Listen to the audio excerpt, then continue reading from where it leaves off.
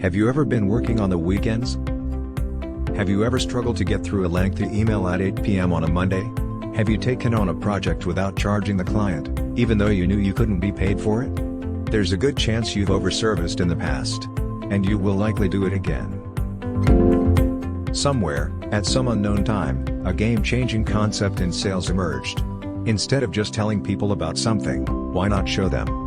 And that's how the era of door-to-door sales through representatives manifested itself in the form of small free goodies. A food processor salesperson might chop your vegetables to gain your trust in his products, a Revlon representative might give you free trial samples or even perform a complete makeover on your behalf. Today, digital companies, consultants, and public relations firms perform their version of this play, free service. Agency and project-based businesses have struggled with this issue for centuries. Beware that, it is a demon tearing down your profits, stealing your capital, and keeping you from the clients who will pay you fairly. To me, the common biggest obstacle to agency success is overservicing customers in service-based businesses. Is it okay to allow customers to receive service beyond what they are paying for? Is there an inevitability to suffering that comes with selling a time-based service, or are there other options? What can we do about the tendency to overservice clients? To avoid overservicing and scope creep, the statement of work must contain the scope written clearly and concisely. This document should include a detailed list of all work to be completed to communicate expectations. A written SOW is distinct from the sales proposal and may be separate from it. This latter can be a document of higher level that focuses on pitching but must provide details in the SOW. Aside from documenting what is included in the project, entering what is not fit can be beneficial to avoid surprises. This is an important factor to be monitored. Knowing how long an employee needs to finish a task allows you to estimate how long a project will take to complete. You can schedule more accurately, plan more reliably, and provide better working conditions for your staff when you know the inner workings of your processes. Tracking time not only assists in the creation of a burnout-free environment but can also help your business maintain profitability. Being aware of the worth of your billable hours will enable you to determine your project cost and your profitability margins. This fosters better client engagement and ultimately results in long-term client retention.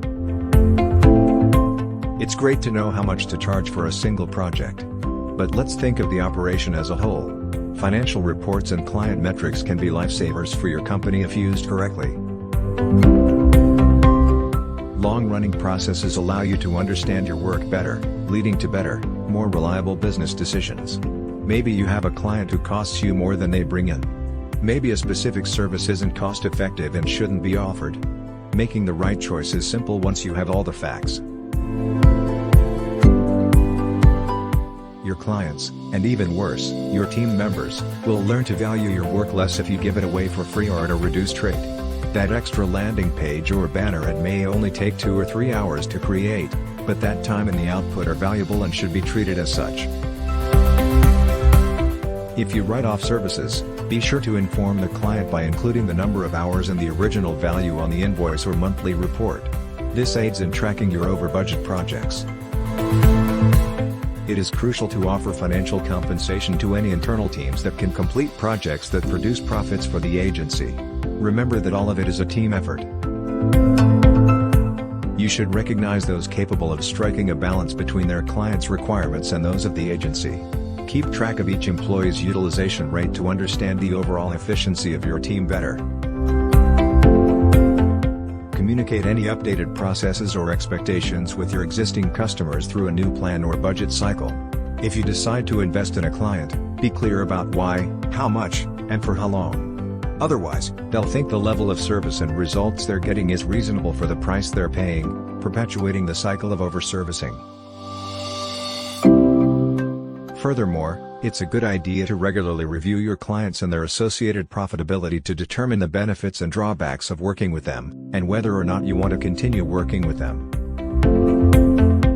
Eventually, you have to stop putting in all your time and effort for people who don't care about you and your time. Overservicing is a vicious beast that has the potential to ruin your business altogether. If you let it sink in and become the norm, it can take over, and the rule will become the exception. With the right culture, KPIs, and technology stack, you can defeat the destruction it can bring to your business and control when and how much it rears its ugly sight. As a business leader, you must address this age-old issue. Make 2023 the year you stop giving away your time for free. Put a monetary value on your knowledge and experience. Your life, your team, and the types of clients you choose to work with will transform from this experience. A successful business partnership means your clients want to grow their business alongside you and don't want to see you fail. Therefore, provide the best service possible, but avoid jeopardizing your future in the process.